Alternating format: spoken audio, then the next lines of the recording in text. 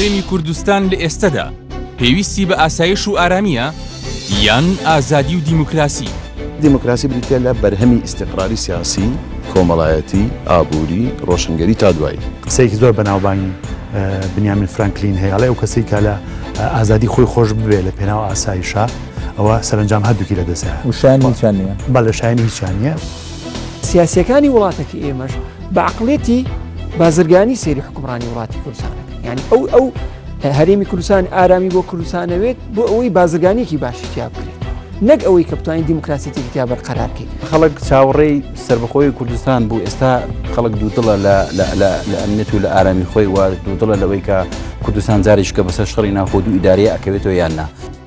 تا ئێستا هیچ حزبێک، هیچ سەرکردەیەک، هیچ مەکتەبی سیاسیەک باسی دوو ئیدارەی و شەڕی ناوخۆی نەکردووە.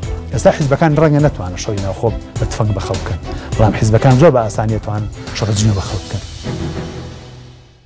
بۆ پێمان وابێ شەڕی ناوخۆ ئەگەرە لە کاتێکە لە کوردستان لە ماوەی 20 ساڵی ڕابردووە یەکەم جارە ئەزمەیەکی توندی سیاسی گەورە ڕۆیە بەبێەوەی یەک فیشەکی تاپتەقێ.